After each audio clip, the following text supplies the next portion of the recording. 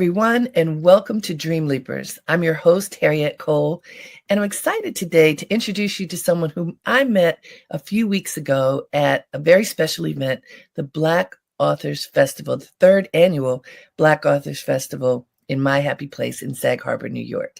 So there were a number of us authors who were honored, including our guest today, Pamela McBride. Let me tell you about her. She is a dynamic voice whose work has touched countless lives across the military, professional, and wellness communities. Pamela McBride is an award-winning freelance writer, career strategist, and author who has dedicated more than 3 decades to uplifting others through storytelling, guidance, and service. A 30-plus year military spouse herself, she brings unique insight into the challenges and triumphs of military families. She's the co-author of 2 quintessential books, The Mocha Manual to Military Life, a savvy guide for wives, girlfriends, and female service members, along with Work It Girl, the Black Woman's Guide to Professional Success. Her writing has been featured in Essence, where I started my career, Black Enterprise, Upscale, Military Families Magazine, and more.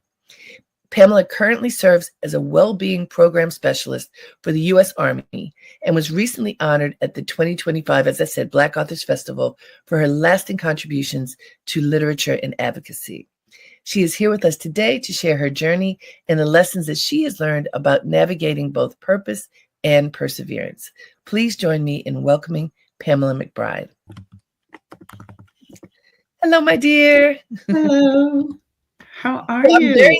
I'm very excited that you are here with me today. When I was listening to you at the Black Authors Festival talk about, I think, did you say that it's 36 years that you and your husband have been together? Yes. Well, 36 years. Married in November. Yes. So together 38 in October. So first of all, congratulations on that. Thank because we know that it takes a lot for a marriage to last a lifetime, and you certainly are doing that with your husband. And as I read in your book, you've been together since the early days of his being in the military. Yes. In fact, before that, even before that, yes, we met in college. And I was actually a sophomore when we met, and he was a year ahead of me. We went to different schools, but we met in a grocery store. But yes, so we have been together since I was a sophomore, and we actually got married in the first semester of my senior year when he had already graduated and gone to his first duty station. So, I mean, that's so many things. First of all, you met the love of your life when you were in college, made that decision, and then he went into the military. And you talk in your book a lot about just what it means to be the spouse of someone in the military. It's different. I mean, already being a spouse, period, you have to learn how to be with your partner. You figure out, what each of your kind of ways of being is and work to meld your life together. But when you're in the military, there's a lot more, especially there's often distance, whether it is basic training or being deployed or just moving around the United States and often the world. What was it like for you in the early days? So in the early days, it was quite an interesting time. For one, we thought that we would get together and learn how to live together. And it turns out most of our lessons in the beginning were how to live apart. Wow. Early on. So to really hone in on that time, when first of all, he left before I graduated. Right. But then when I graduated, I went with him to his first duty station. We had been in Boston, gone to Texas. At his first duty station, I was there for a hot minute before he had to leave to go to training because this whole, the war was starting. And we never, Which in a war million was years, this is Operation Desert Shield, Desert Storm. Wow. Never in a million years did we think that was going to happen in our lifetime. So he was gone for 30 days. He came back and then deployed.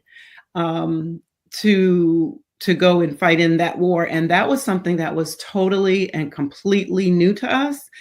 But it turned out that living apart was probably how we spent more time living apart the first 6 years we were married than we were together.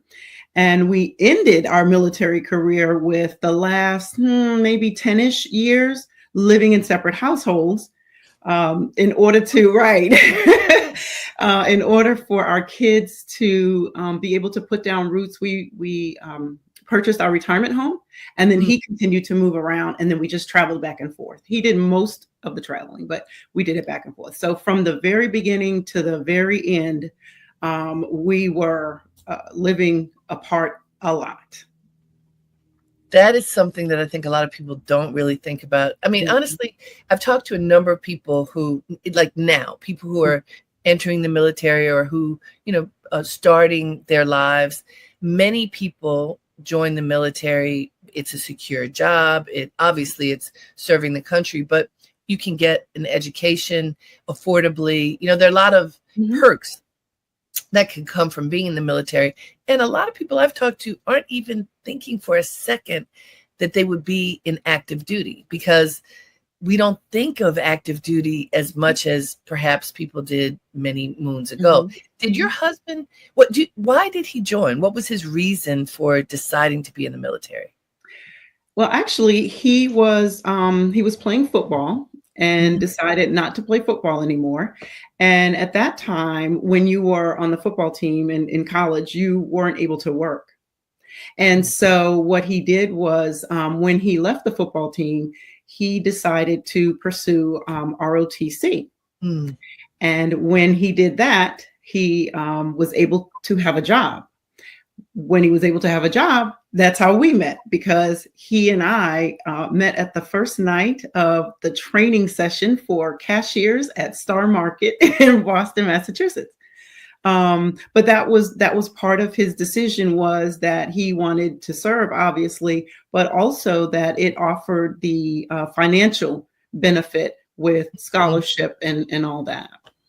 Well, that's exactly what I'm getting at. Like my niece, who recently got married, I guess she's 2 years in and closing in on 3 years of marriage. Okay. They got married right after COVID, and her husband is now in the reserves. Okay. And so once a month, it's the early days, but once a month he has to go for training, and I think soon he's going for several months for a more intensive deep dive, in part, I think, because it helps with the security of income and with the family. And I'm going to guess they haven't really thought about what if he has to go to be in active duty. I mean, I'm sure he's thinking about it because he's training, but a lot of people don't even have that thought. It's the American military, so it's safe. Right. So when we first came in, we were fortunate enough to have another military couple, a Black couple, who spoke with us about expectations and what the military life is like and all those things. And they probably shared, so much with us that helped us have a good footing. But the one thing that they weren't really able to talk about was war in that manner, because we hadn't had that in a very long time, not in, in our lifetimes anyway, right? Where we would be of age to really know what was going on. And so that was totally and completely new. But interestingly enough, it kept happening. So, once it started, it kind of kept going. And so people were being deployed all over the place. Now, what you had then was all over the news, all the time. You had all of those things going on in terms of, where people were going off to fight, et cetera. Yes. Now it's not in the news as much, but I try to remind people there are still families with loved ones who are deployed overseas and in dangerous situations. There are still children who are missing their parents. There's one unique thing about the reserve component is that, like you said, they'll go once a month and say 2 weeks during the summer and those kinds of things, right?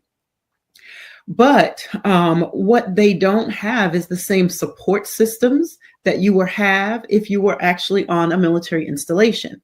And so one of the jobs that I had was during the global war on terror was to try to bring together organizations that they could work with and that they would benefit from, that would sort of mirror what was on the active duty side. So for example, if you're on post, there might be a camp that your children can go to in the summer and activities and things like that.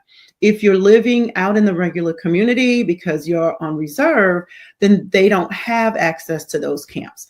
And so we would work with other organizations to make those things available to them, but they would have to, leave often from where they were because there was, 300,000 or more children who were geographically dispersed all over the United States. And they weren't used to their parent being deployed, and they didn't have the typical services that you might have right on the installation. So that was, quite a challenge. And that transition into being in that situation and having to travel and be deployed and things like that was certainly a completely different thing for them. So yeah. How did you get involved in supporting that effort, Pamela? Well, initially I worked for a company. Well, my master's degree is in counseling. And so I did career counseling as an area of specialty. And in that career counseling, I was teaching at different installations when we moved around at what was called a transition center, or for people who are leaving the military, teaching them how to write resumes, job interviews, do career counseling, and all those kinds of things. Well, at one point when I moved to another location, or was getting ready to, I was asked to interview for a different position for a contract that was going to be let in order to support military families in multiple ways. And so I did that. And so that was my shift into the well-being side for active duty and the reserve. Now I'm going to go backwards because you just said you're a master's degree. You got married when you were still an undergraduate. When did this master's degree happen? How did you go to school when you were, where your husband was deployed somewhere, right? So everybody who knows me knows that I'm kind of very strategic and plan a lot. And so I knew I wanted to get my master's degree. I was working in one of those career counseling centers for service members who are transitioning out of the military. And at that time, I had my bachelor's degree, and my company would pay for a master's degree. And because I came out of undergrad with a lot of debt, I was thinking, I am going to get my master's degree, but I'm going to have to try to find another way to do it. Luckily, my employer had that as a benefit, and so I used it. Now, the tricky part of this is my husband wasn't available because he was in a job that required him all the time. My son was, I don't know, maybe 3 or 4 or something like that. He was very young. And I was going to school at night. But here's the strategic part about it. We had to do a practicum and an internship, which meant that in addition to your regular job, you had to get 200 hours in one, and I don't even remember, maybe 800 hours in the other. But lucky for me, I was working in a job where I was counseling. And so all of the hours I spent counseling. Your job, and you could use those hours. That's that as hours. And I didn't have to go get another part-time job and take forever to do it because I was already doing it. That's fantastic. Yeah. Hey guys, this is Dream Leapers with Harriette Cole. We are talking with Pamela McBride. She is the quintessential military wife. She's written a book about it, about how to navigate being the spouse of someone in the military. And her story is just fascinating. We met at the Black Authors Festival, the 3rd annual Black Authors Festival in Sag Harbor, just about a month ago, I guess it is now. And I was excited to bring her on to share her knowledge with all of you. So I love that things do work out, so that you had the hours of your job could make up for what you needed in order to fulfill your graduate requirements. and that you were able to bring that knowledge to people right where you were. I mean, that's incredible, because being separated, whatever the reasons are, from your parents, because you're talking about the children, being separated from your parents can be incredibly difficult. And if they are deployed, there's also that fear factor. Are they going to come home? I mean, not everybody does come home. Right. Absolutely. I'll tell you, over the years, it has been, we look back on those times, and we can very vividly remember some of the difficulties.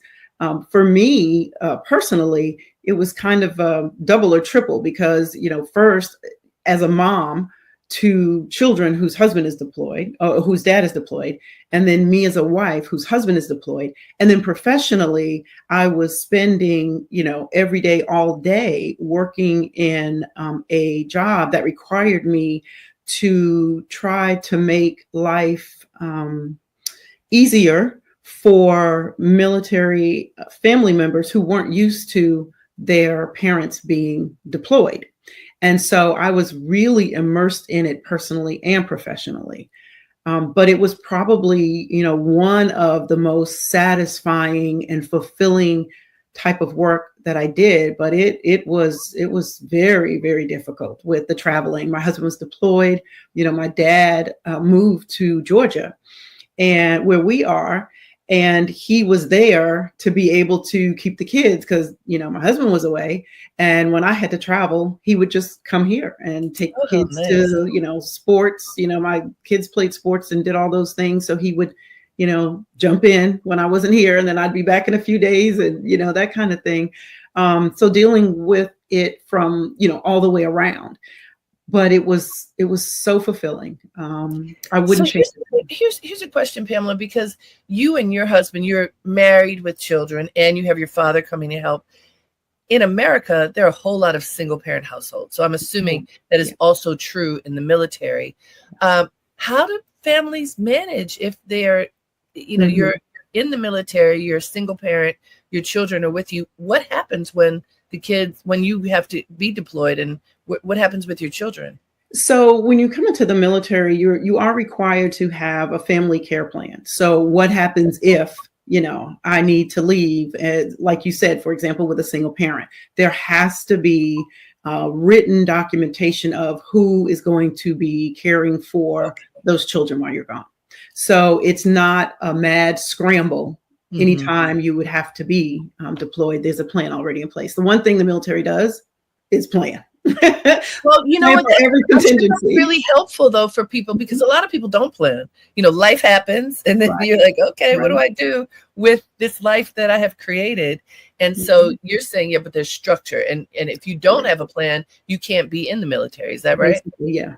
Well, you know what? There's something to be said for that, because you want to be able to take care of your children and have some stability there. So I was wondering how that worked. The other part of that is that we are a very close-knit community, right? So we care for each other as spouses, we care for each other and their children. We step in, we have a very, very strong community. And even though we move around a lot, when you get to your next duty station, you have people who live around you who will jump right in. And so we have lots of traditions in the military, and one of them is surrounded by social activities, right? So when somebody new comes, ever so often to a unit, we have what's called a hail and farewell. So anybody who is going to be leaving before we have the next one, and anyone who is coming in since we had the last one, we have an event. It could be a picnic, it could be a dinner, or what have you, but it's called a hail and farewell. So you immediately meet people, right? And it's for the family. In most cases, it's for the family. So you immediately will meet people, and you can start building relationships. We have monthly coffees a lot with the spouses. The spouses will do monthly events or quarterly events, or whatever the situation is.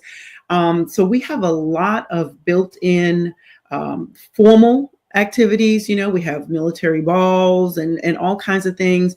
So you're always in a situation where you're going to know who your spouse works with and some of those spouses, and you're going to bound to connect to some of them, right?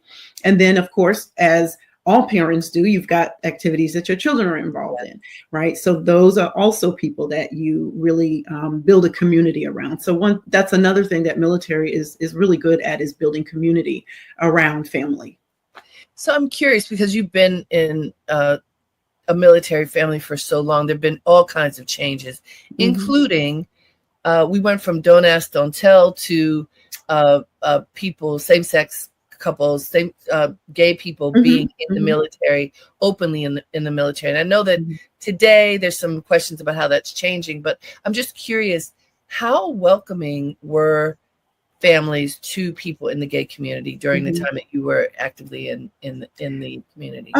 So what I will say is that the military community mirrors the non-military community. Right. And so, there is the continuum of people, different people, the diversity of people's opinions and people's thoughts and things like that. And that's what kind of shapes and molds experiences. But it pretty much mirrors what goes on in the non-military community. So does that mean that in community, there are obviously sub-communities, because there's friend groups, etc. So people find each other. People like-minded people find each other. Yeah, absolutely. It's just like any other. We're intersectional human beings, right? So I'm a woman, but I'm also a Black woman, but I'm also a wife, and I'm also a mother. So people still connect with community based on, like you said, the things that they have in common. And so, you do have that as a great foundation. And speaking of you as a Black woman, part of the Black community, how have you noticed Black people being treated over? Because you've been in the community for a long time, so I'm sure you've seen a lot of different things. How do you think Black people have been treated? Just in general, or in over the years, like maybe if you noticed some changes. I think that we have always been misrepresented, just in different ways and at different times and to different degrees. I think that we've all experienced people who think that racism is no longer a thing, but we know it is. But being a Black person, we know how resilient we are, and we have leaned on each other in those times. Black people are another group who are very good at building community. The reason I was instrumental with this book, with the MOCA Manual to Military Life, was that, again, we had a Black couple who introduced us to what to expect and what the expectations would be and all those things. And so while we were expected to be leaders due to my husband's rank, we mentored people all the time on living apart, on military, on every aspect, on the social aspect, on the professional aspect, on everything, right? We were in that position that we had to mentor people. And I love doing it. And I still do, even now that he has been retired. What year is this? So 5 years now he's been retired. Okay. But we still both continue to meet people and mentor them. I have people who say, hey, my niece, for example, my niece is getting married. And so I sent her a copy of your book and those kinds of things. But I do think that when it comes to military life, one of the things that does exist is people's, again, the same kinds of things that you see on the outside, you see on the inside, the good, the bad, and the ugly. It's not, completely exclusive to the world. But the two of us having someone to tell us those things, and then we mentor the, each one teach one kind of thing. Right. This book gave me an opportunity to reach so many more people because people could get their hands on it, because I did, workshops or speaking engagements, because people passed along the book. And we interviewed hundreds of military spouses. So we didn't just have my perspective. Yeah, there's so many wonderful stories in the book. Yes. And it's real. Like, in some places it gets real, maybe more real than some people would ever imagine. But that was the point, like, to be a friend that you can sit down and talk to and tell what the real deal about whatever questions you have. And that's what it's all for. And it's timeless. It wasn't built around just what was going on at the time. What was going on at the time is an example of what is also going on now. It mirrors real life. Or I won't say real life outside of the military. Sure. One of the things that I've learned is, especially you being a very good example, because your husband was in the military for so long, it's much bigger than politics. The presidents come and go, administrations come and go, whatever the party is that's in control changes, but the people in the military are generally career people, so they are not supposed to be political. Isn't that right? That is correct.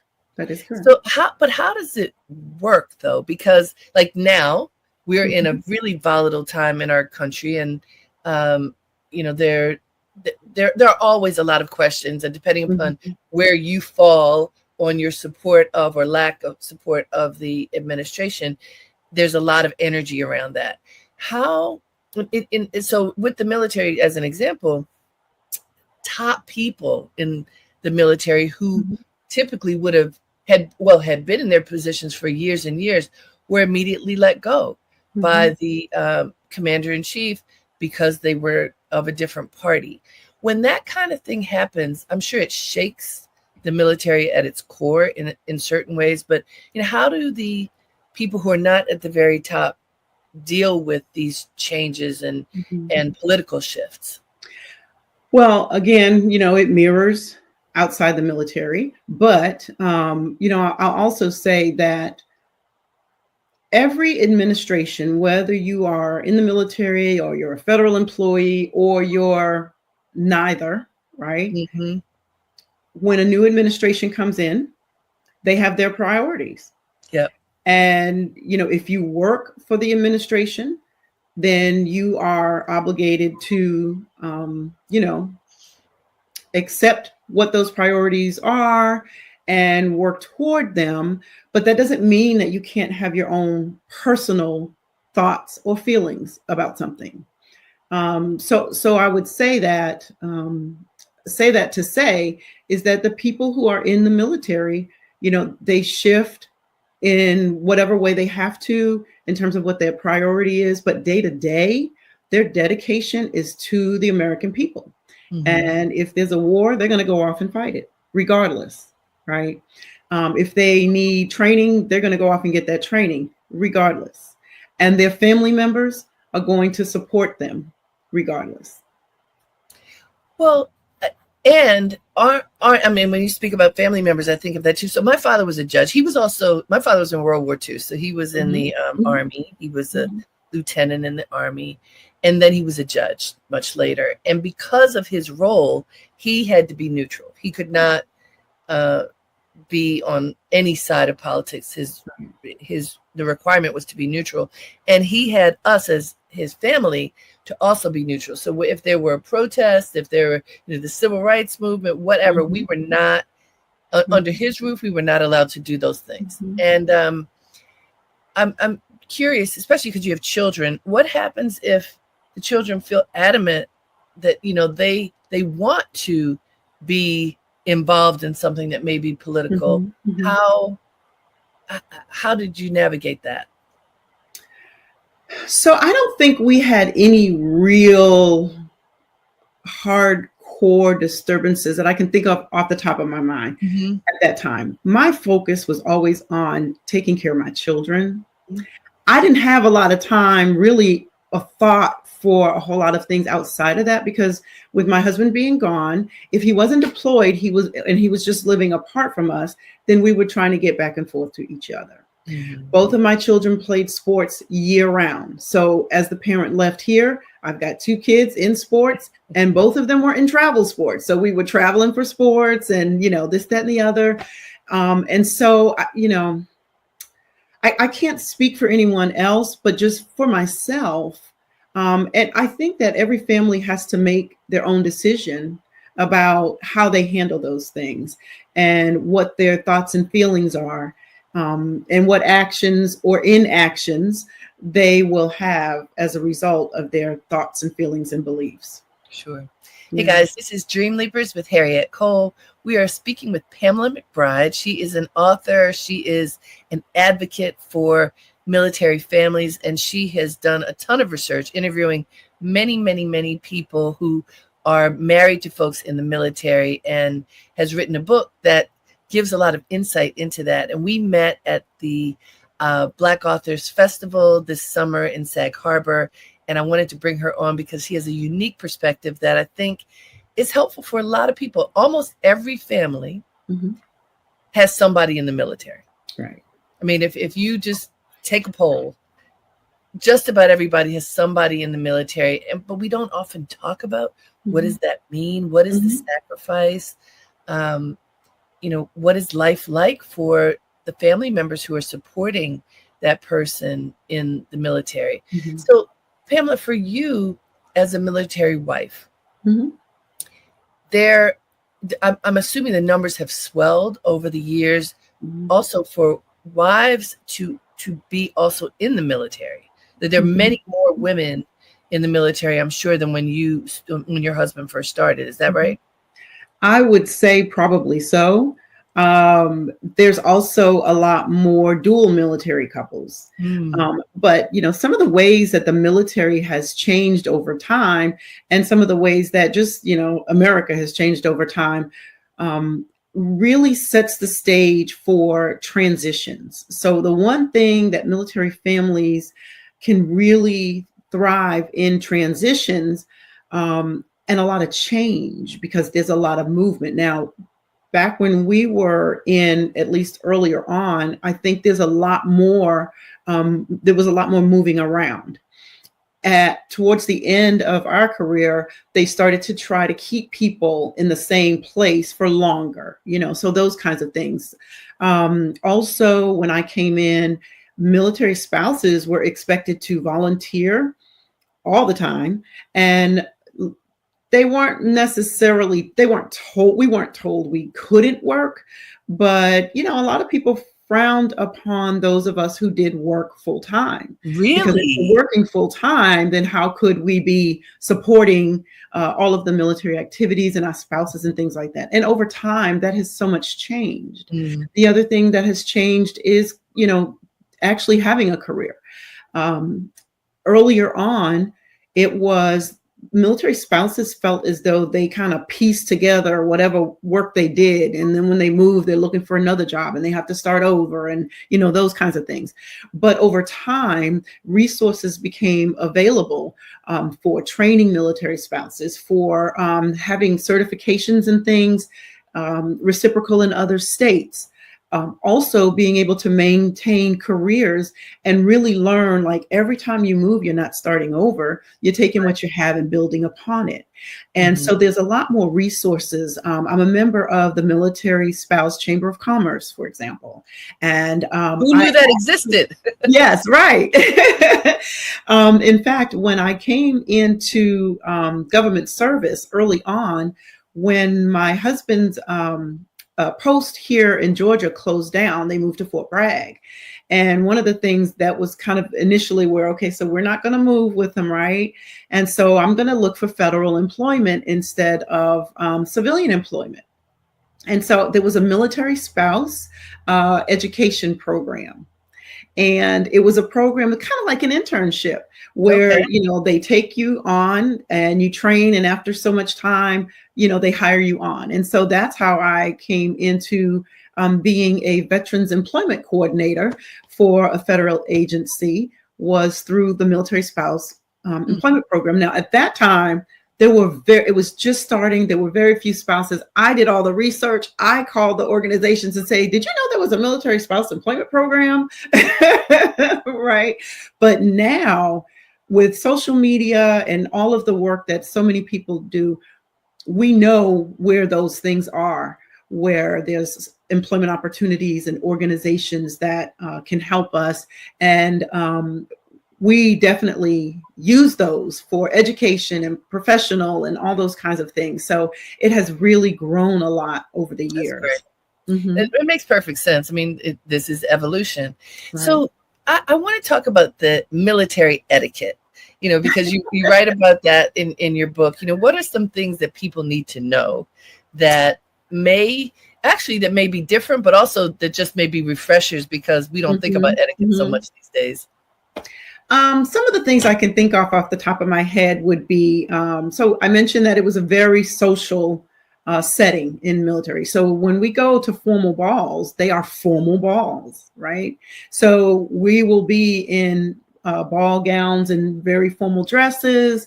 We have lots of different dress codes. Most people have, casual, semi-casual, formal kind of thing, but we have so many more categories for all the different kinds of events that we do. And it's always helpful for people to know that. And then on top of that, it could be geographical. So if you're in Texas and it is, casual, that will mean one thing, because they may say, most people you'll see will have Texas style attire, like boots and, hats and things like that. Although now we have all the Beyonce fans, yes. they're doing that too.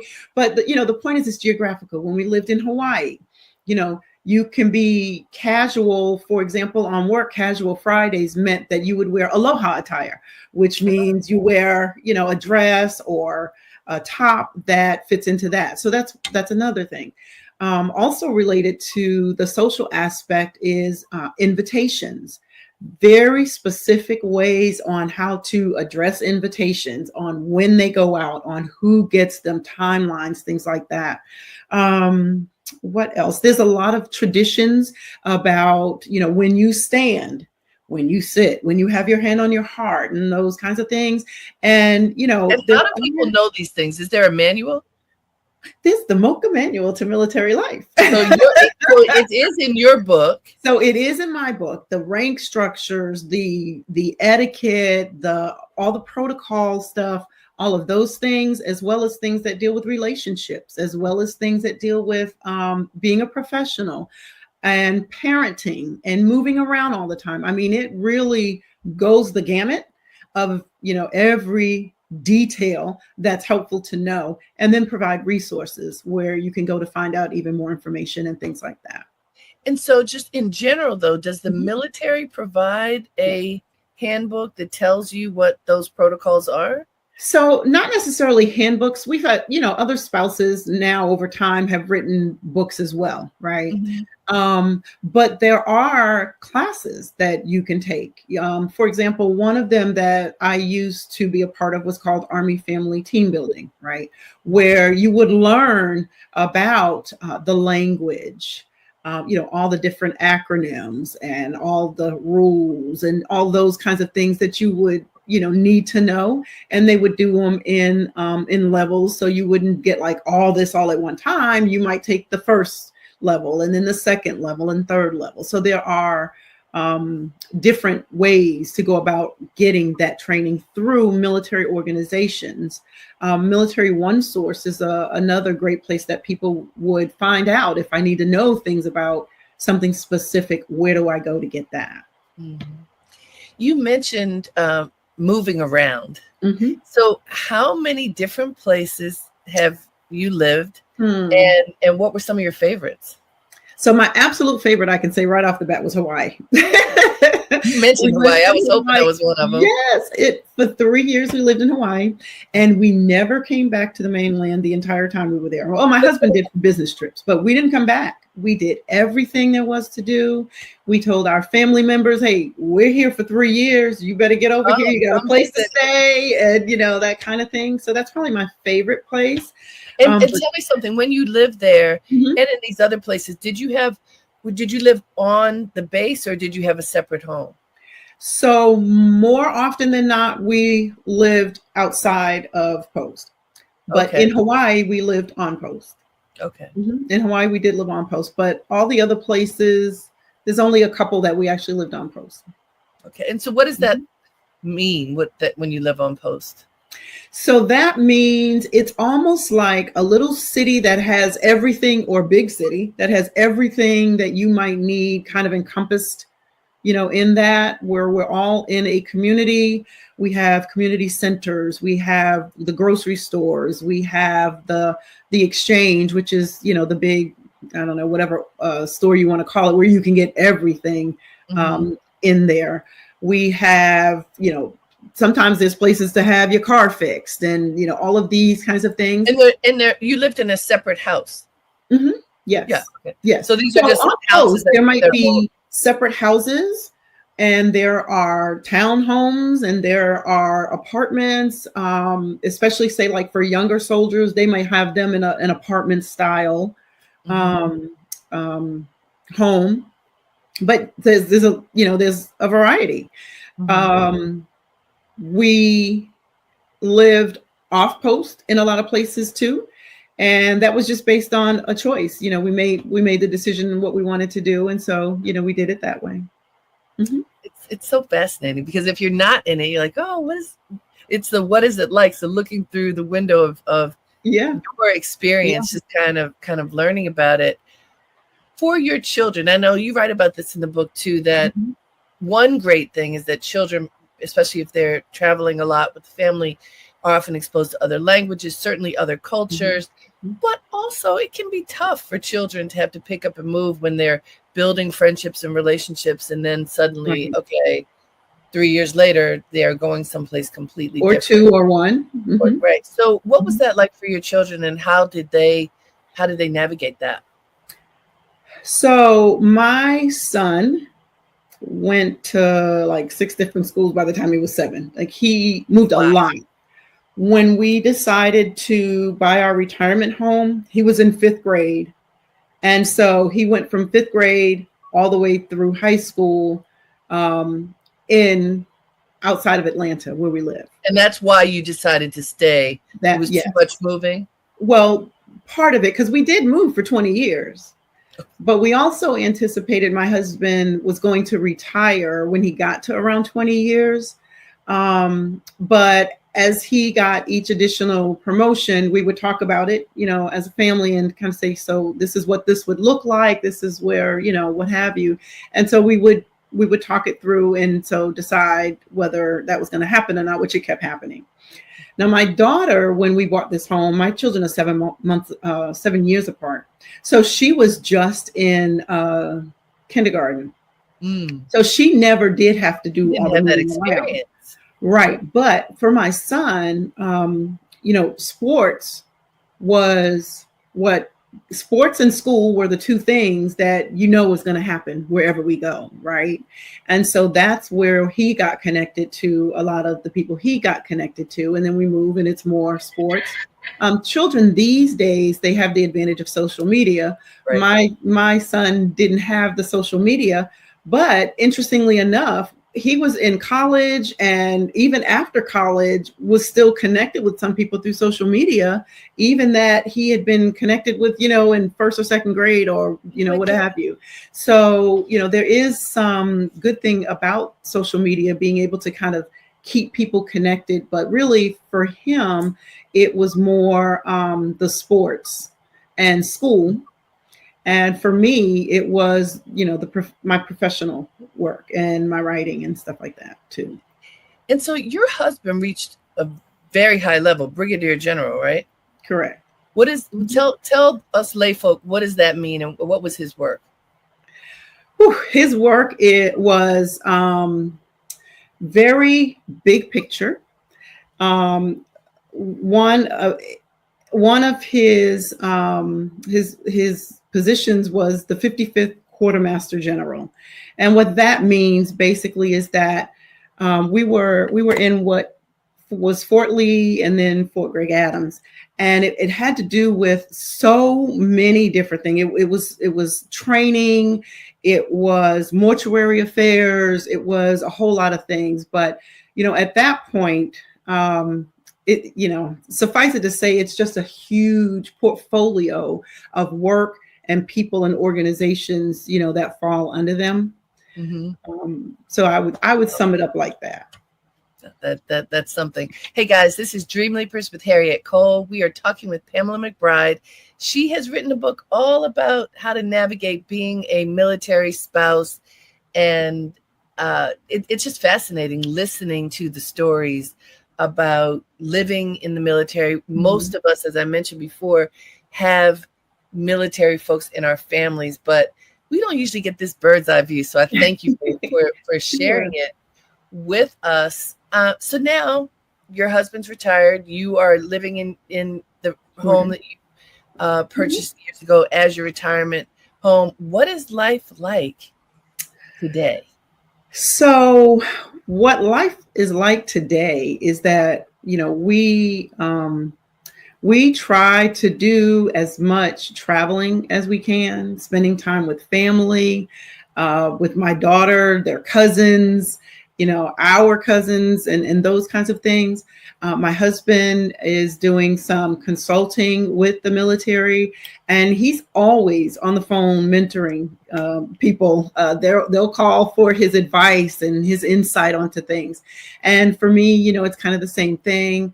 I'm a federal employee, and so I'm still in a service setting. But I also really lean on my writing, which I have like from the very, very beginning. You've written for a ton of publications. So yeah. How frequently are you writing today? So I'm writing a lot. So for one, I am a contributing author to Sisters from AARP. Okay. And what I love about that is it gives me space to advocate for others and to teach others and to help others advocate for themselves. So for example, in the health and wellness area, I have written about medical gaslighting based on a personal experience, near-death experience that I had. I've written on, not letting doctors be biased against you because of your weight, which is a thing, right? I've written about menopause gaslighting. So we've heard all the stories of, like, for example, Halle Berry going to the doctor and, right. And so, they're coming up with all kinds of things. Again, it's all bias.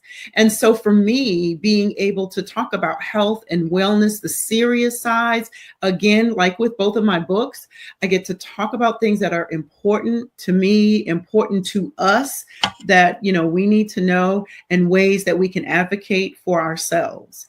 And then there's some fun writing too. I get to do some of the fun things, like I recently done something on sound baths. And so I went to one and things like that. But my writing, I never had a career in writing.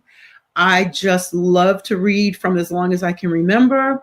And I didn't start writing until I was, I think, almost 30. I was actually working in one of those career centers I told you about. Yeah. And a friend of mine came over, a colleague, and she said, "Hey, look what I just published in the Army Times." And I'm like, "Oh, I can do that." So I started writing. She showed me how to do a pitch. And from then on, I just kept going. And everywhere I moved, I just continued to freelance. Then I had the opportunity to do the 2 books. And so now that's what I'm doing, is I continue to freelance.